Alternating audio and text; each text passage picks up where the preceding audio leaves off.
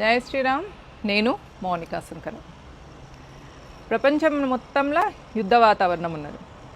అయితే యుద్ధం ఎందుకు జరుగుతుంది అని మనం ఆలోచిస్తే ఇక్కడ ఒకటే కాన్సెప్ట్ ఏముంటుందంటే ఇంకొకరిని ఎక్స్ప్లాయిట్ చేయడం. అది ప్రకృతిని కానీ, మనుషుల్ని కానీ, వనరుల్ని కానీ. ఇది నేను ఆల్ ద టైం నేను చెప్పేది అంతే, ఈ ముల్లా, మిషనరీ, మార్క్సిస్ట్. ఎందుకంటే ఈ మూడిటికి బేస్ రూట్ అనేది ఏం లేదు, ఒక రియల్ లైఫ్ లెసన్స్ నేర్చుకునేది ఏమి ఉండదు. అందుకే చూడండి, ప్రపంచంలో 9 న్యూక్లియర్ కంట్రీస్ ఉన్నాయి. అందులో క్రిస్టియన్ కంట్రీస్ యుఎస్, యూకేని ఎప్పుడు కూడా మనం డిఫరెంట్గా చూడొద్దు. యూకే అంటే బ్రిటిష్ క్రిస్టియన్స్. ఇదే యుఎస్ అక్కడికి పోయి వీళ్ళే అక్కడికి పోయి అక్కడున్న నేటివ్ ఇండియన్స్ని చంపేసి అక్కడ వాళ్ళది స్థాపించుకున్నారు. కాబట్టి యుఎస్ని యూకేని ఒకటిగానే చూడాలి.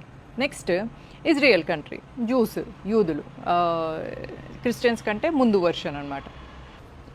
రష్యా, చైనా, ఇవన్నీ నార్త్ కొరియా కమ్యూనిస్ట్ కంట్రీస్. అయితే వీటిలలో ఒక ఇస్లామిక్ కంట్రీ ఉంది, అది పాకిస్తాన్. జ్యూస్ది ఒక కంట్రీ ఉంది, అది ఇజ్రాయెల్. హిందూస్ది ఒక కంట్రీ ఉంది, అది హిందుస్థాన్, భారతదేశం. అయితే ఇక్కడ పాయింట్ ఏంటంటే పాకిస్తాన్కి అసలు అక్కడ దానికి తెలివే లేదు. న్యూక్లియర్ వెపన్ తయారు చేసే అంత తెలివి లేదు, రిసోర్సెస్ లేదు, ఆడంత సైంటిస్టులు కూడా ఉండరు. ఆ టెర్రరిస్టులను తయారు చేయడంలో పాకిస్తాన్ ఎక్స్పర్ట్. మరి పాకిస్తాన్కి ఎక్కడి నుంచి వచ్చింది న్యూక్లియర్ వెపన్ అంటే, అమెరికా ఇండియాని, చైనాని చెక్ పెట్టడం కోసం దొడ్డిదారుల పాకిస్తాన్కి ఇచ్చింది. ఆ బిత్తిరి పాకిస్తాన్కి దాన్ని మెయింటైన్ చేయడం కూడా రావట్లేదు. అందుకనే మన ఆపరేషన్ సింధూర్ అప్పుడు మనం వేసిన వాటికి అది అక్కడ రేడియేషన్ కూడా లీక్ చేయడం స్టార్ట్ చేసింది. ఇది పరిస్థితి. కాబట్టి మనం చూస్తే ఈ ఇజ్రాయెల్ని, ఇరాన్ చాలా మంచిది, ఉత్తమమైందని నేను అనుకోవడానికి లేదు. ఎందుకంటే ఇరానే హమాస్కి, ఇరానే హిజ్బుల్లాకి, వీటన్నిటికీ స్పాన్సర్ చేసేది ఇరానే. సో టెర్రరిజంని స్పాన్సర్ చేస్తుంది ఇరాన్ ఏం శుద్ధపూసగాలి. మళ్ళీ ఇరాన్ చైనాకి ప్రాక్సీ, అంటే చైనా చెప్పు చేతల్లో ఉన్నది ఇరాన్. ఎందుకు? అమెరికాకి చెక్ పెట్టడం కోసం. అందుకే ఇప్పుడు అమెరికా, ఇజ్రాయెల్ రెండు కూడా ఇరాన్ మీద అటాక్ చేస్తున్నాయి. అంటే క్రిస్టియన్ అమెరికా, జూయిష్ ఇజ్రాయెల్, ముస్లిం ఇరాన్, కమ్యూనిస్ట్ చైనాకి చెక్ పెట్టడం కోసం ఇరాన్ మీద అటాక్ చేస్తున్నాయి. ఈ గ్లోబల్ పాలిటిక్స్లో మనం అర్థం చేసుకునేది ఏంటంటే ఈ 3 కంట్రీసే ఉంటాయి, ఈ 3 ఐడియాలజీస్, ముల్లా, మిషనరీ, మార్క్సిస్ట్, లైక్ ఎసెడ్. అయితే ఒకరి మీద ఒకరు ఎక్స్ప్లాయిటేషన్స్ చేసుకుంటారు. అందులో ఇస్లాం అనేది టెర్రరిజంని బ్రీడ్ చేస్తుంది. కాబట్టి ఇస్లామిక్ కంట్రీస్ మీద కంట్రోల్ ఉంచుకోవడం వల్ల టెర్రరిజంని కంట్రోల్లో పెట్టొచ్చు అని అమెరికా ఆ యాంగిల్లో మాట్లాడుతుంది. కానీ అమెరికా కూడా ఒక పెద్ద నాక్ అండ్ కన్నింగ్ టెర్రరిజం, అంటే కనిపించని టెర్రరిజం అమెరికా చేస్తుంది ప్రపంచం మొత్తం మీద. ఏ కంట్రీస్ అయితే న్యూక్లియర్ వెపన్ లేని కంట్రీస్ ఉన్నాయో వాటన్నిటి మీద దాడులు చేస్తుంది, రిజీమ్ చేంజ్ చేస్తుంది. భారతదేశంలో చేయలేకపోతుంది. అసలు ఫస్ట్ ఆఫ్ ఆల్ భారతదేశం న్యూక్లియర్ కంట్రీ అయిందంటేనే అమెరికాకు అది జీర్ణించుకోలేని పరిస్థితి. All credits to Atal Bihari Vajpayee, Bharatiya Janata party.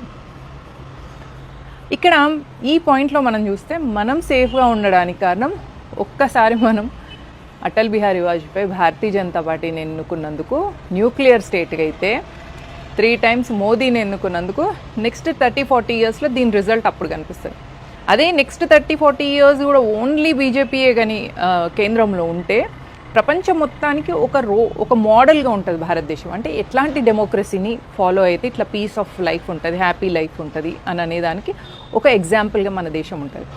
లేదా ఈ 3 ఐడియాలజీస్లో బ్లడ్ మనీ తప్ప ఇంకేముంటలేదు. కాబట్టి మనం ఫాలో అవ్వాల్సిన లైఫ్ ఫిలాసఫీ హిందూయిజంలో ఉన్నది అనే విషయం అన్నది తెలుస్తుంది. కాబట్టి వరల్డ్ టాక్టిక్స్ అన్నిట్లలో మనం కానీ ఇప్పుడు కాంగ్రెస్ అధికారంలో ఉన్నా, మనకు కానీ న్యూక్లియర్ వెపన్ లేకున్నా మన పరిస్థితి సిరియా, పాలెస్టైన్, ఇరాన్ ఎట్లయితుందో మన పరిస్థితి కూడా అట్లా అయ్యేది. కాబట్టి మనము మన నాగరికతను ఫాలో అయ్యేది, మన దేశం గురించి, మన ధర్మం గురించి ఆలోచించే పార్టీని ఎన్నుకున్నాం. కాబట్టి మనం న్యూక్లియర్ కంట్రీ అయినాం, ఒక న్యూక్లియర్ స్టేట్ అయినాం. కాబట్టి ఆ పవర్తోని మోదీ ఆపరేషన్ సింధూర్ చేయగలిగినారు. ఆ పవర్తోని ఇప్పుడు డిప్లొమాసీ ఏదైతే మోదీ ఫాలో అవుతున్నారో అది మనకు ఒక 10-20 yearsలో మళ్ళీ దానికి సంబంధించిన రిజల్ట్ కూడా వస్తుంది. కాబట్టి ఐ అల్టిమేట్లీ సే, మన దేశం కోసం పనిచేసేది భారతీయ జనతా పార్టీ. మన దేశాన్ని ఎవరికైనా అమ్మడానికి, ఇన్ని పైసలు వస్తే అమ్మడానికి రెడీ ఉండేది కాంగ్రెస్, ఇటలీ మాత. కాబట్టి కాంగ్రెస్ ముక్త భారత్, స్టాండ్ విత్ బీజేపీ. జై హింద్, జై భారత్.